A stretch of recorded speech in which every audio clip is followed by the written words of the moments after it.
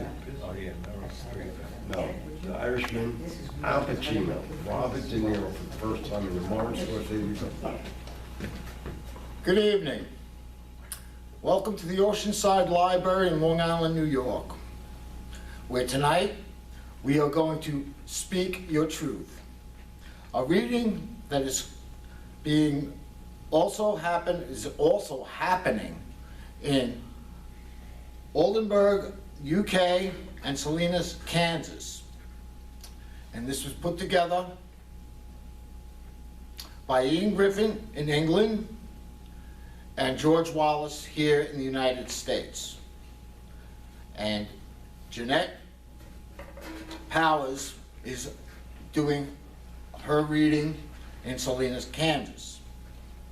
Our first reader tonight will be Francine Witt.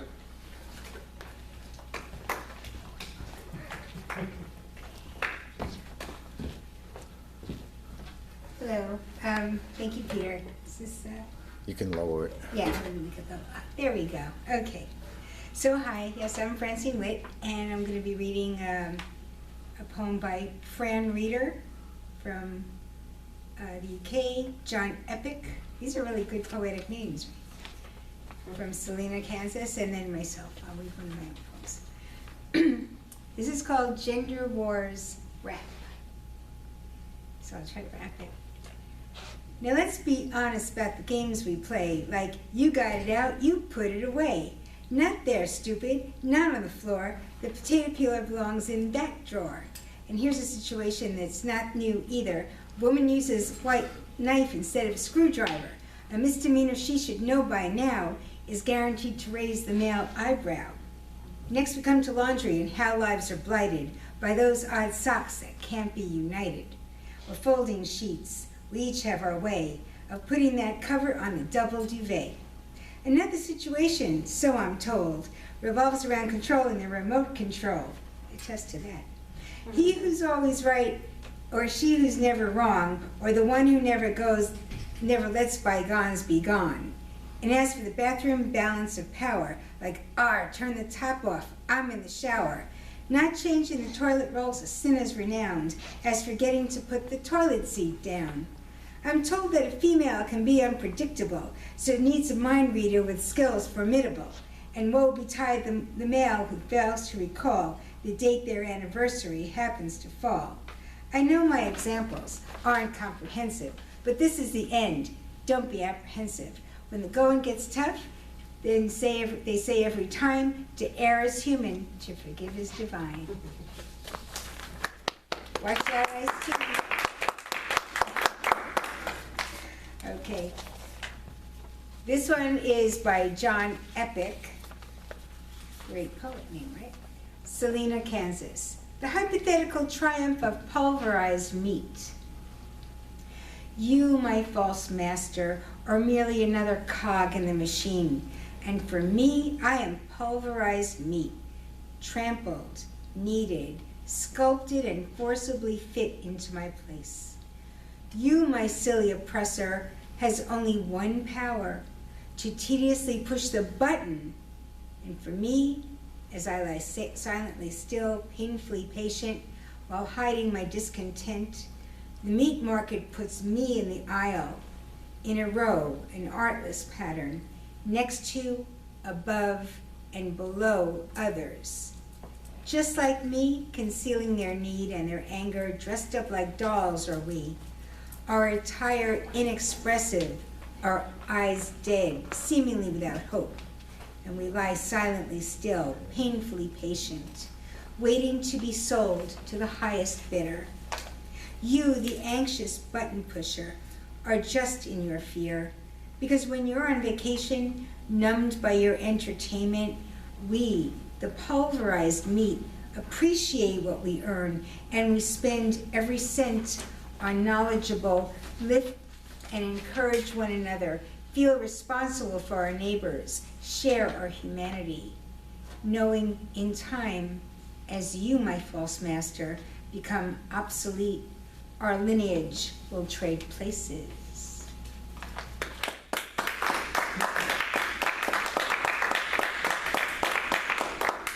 you. And here's mine. This is called Bravado. This is kind of like what we were talking about just a few minutes ago. Bravado. Take away our medicines and guns, and where are we really? Not at the top of the food chain, that's for sure. Our teeth can barely tear a baguette, and forget about breathing in the wrong stranger's sneeze. Put us in the jungle and watch the tigers sniff us out. Nothing but our bready hands to fight them off. Tigers don't care about your negotiating skills or your way with a presentation. And bacteria, small as they are giant to us, salivating as they gather on the tip of our thumbs, and us armed only with hand soap and woolen scarves, while they just laugh and keep lurking right there in the light. Thank you. Our next reader, Anthony Policano.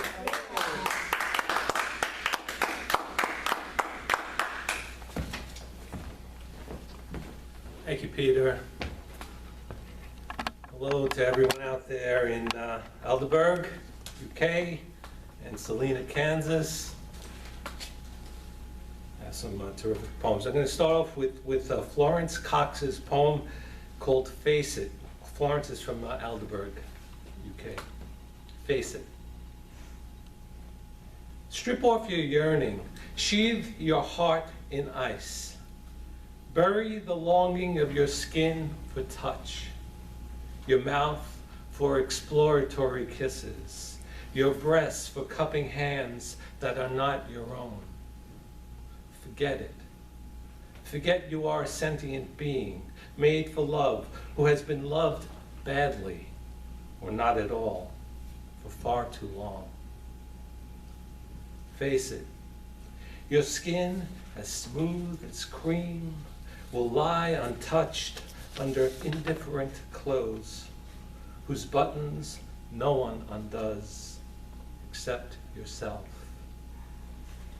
Your lips, so gentle and strong, will remain shockingly unkissed. The warm, secret trails of your body unexplored. The swoops of lust or joy unfelt. You can still think. Why then do you believe, against all odds, that joy outweighs the pain? Hide under the invisibility cloak of crow's feet and graying hair. Disqualify yourself and be content.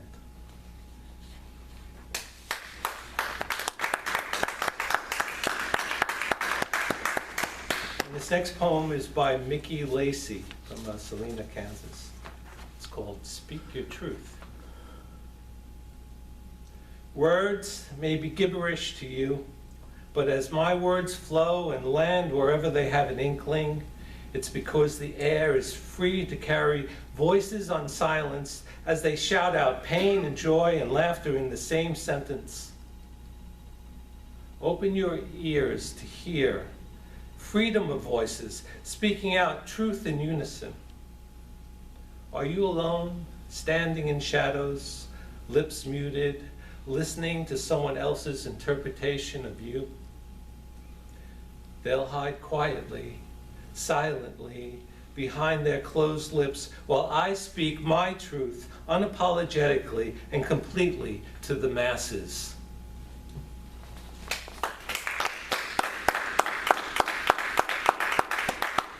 Two excellent poems. This is my poem, Tony Policano from New York, Long Island, New York, and it's called Barn Burning. You ask me, what's the story with the barn? Are we painting it red tonight? Well, go ahead, paint it red, white, and blue glitter or a purple haze, but just don't be so sure about painting it dead. Oh no, not yet, not while you're still here and poems are taking you somewhere far off. No, just be thankful. Take it to the next level, grateful. The blank page in your notebook is now a poem in your pocket, a wordy rocket counting down to explode. Giddy up, your name's being called. Feel that horse in your chest getting shooed. Get on up, there's a memory in your mind out of time, waiting to be made like some wise guy moving up in the mob. Today is confirmation day. From henceforth, consider yourself a made poet. Black raven perched on your left shoulder, surrounded by a room full of made poets. We're resurrecting the sunflowers by the railroad tracks, assassinated in broad daylight by cold-blooded technocrats. Yes, they're blooming again hydroponically, symbolically. Let's lace up our capezios, dance to the radio. Retro love songs from a collective unconscious break out in serendipity like teenagers breaking out in acne. Imperfection is beautiful. We are beautiful. With all of our faults hanging like damp underwear on a line, caught somewhere between summer doldrums and naked winter bird song as each season melds like days into the next. Let the government threaten a government shutdown. Let Detroit automakers transplant another factory to a foreign land. Go ahead, shut it down, but you can never kill American optimism. You can't erase an immigrant's 1,000-mile journey. You can't disguise blue-collar virtue with phony, four-worded bullshit slogans. You just can't do it. We are all Jimmy Stewart. We replay what our life would be like in our own little towns without us. Come to one conclusion: we were meant to be here in this universe, in this building, at this particular time, in time's continuum. This barn has tiger eyes. This barn is burning bright in the forests of the night, in the gravel parking lot, in the Harleys and ambulances roaring down Main Street. This barn is a fire burning in our guts, validating our genetics, burning DNA helixes on our front lawns. I spat into a plastic vial, sealed it tight, mailed it to 23andMe, got the results, and I know now what I contain. This barn may burn, but it will not be consumed. This barn makes up 36, no, make that 63% of the blood coursing through my poetic Long Island veins.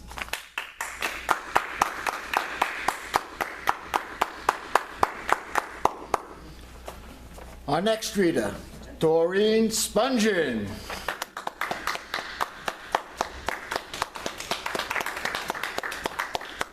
Thank you, Peter. And so pleased to be able to take part in this once again. Greetings to Aldeburgh and Selina. This is a poem by Sue Wallace-Shaddad. She's from Aldeburgh, UK. It's called In the Mirror. The party was held in a dance club, with sprung floor for lightness of step, mirrors all round the wall. I grabbed some food and drink, sat down in a secluded corner, not quite sure what to expect. Chatting with friends, new acquaintances, the evening passed pleasantly enough, till the host took up the microphone, announced some rock and roll, deftly demonstrating some moves. Not many got on the floor. The music then moderated, and soon I was having a go. My tired old bones doing their best to dance with a bit of energy, even zest. But one glance in the mirror, and I could see the truth. A gently rocking, middle-aged lady, several years on the clock, slowly having a good time.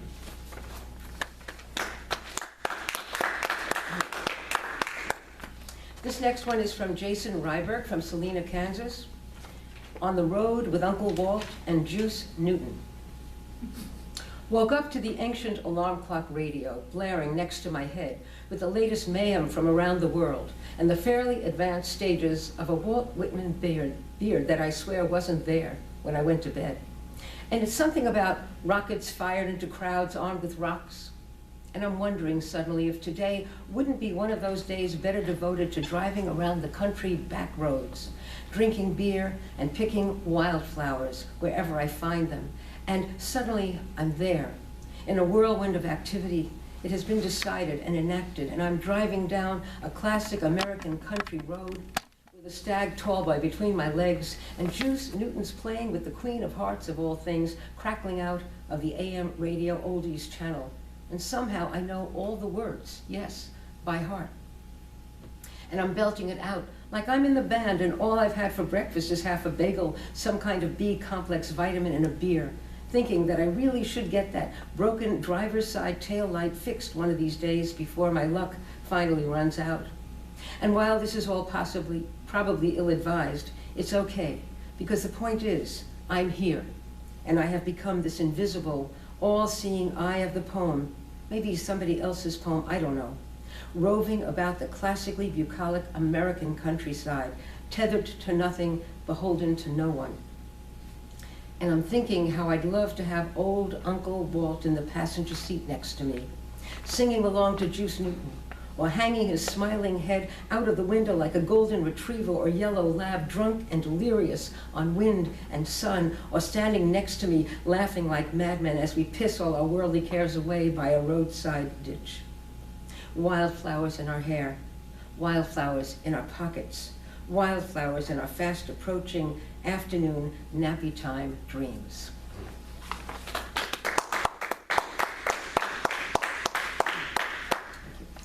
And this is my life wrecker.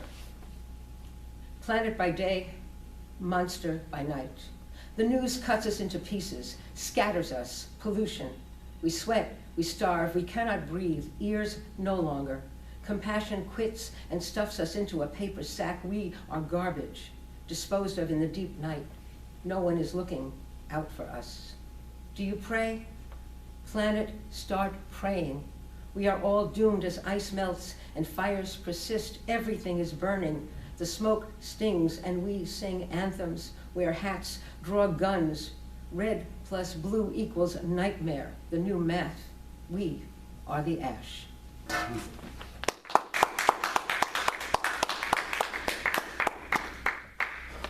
James Romano, please come up.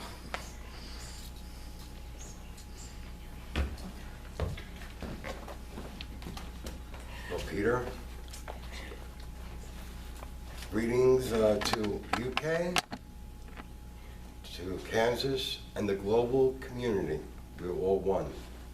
The first one is, poem is being read by, is by Colin Wiles from Aldeburgh, UK. The title is The Truth of It. I curtain the difficult memories with camouflage in earth tones, fading them away to nothingness. I bring a light to bear on painless memories, polishing off the rough edges, separating them from the dross, brightening their colors with verbal whiteners. What do I remember?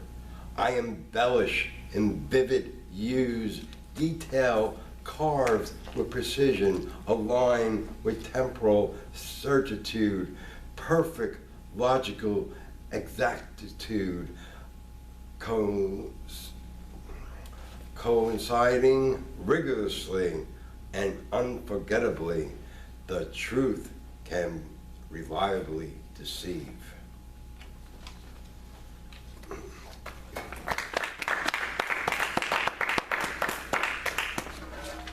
This is Lori Black, Salinas, Kansas. In McAllen, Texas, children live in detention camps. Rough, scattered of birds rises into bare trees, hanging with black nests, rises as though merely one handful of feathered scooped up and flung into branches. Stupid world that makes me love its careless moment in a day when I was looking elsewhere for a reason. I am driving hard against the light, racing ahead of a storm that keeps gathering and disappearing. The faster I push these bodies, explosion by explosion, into a flightless gape.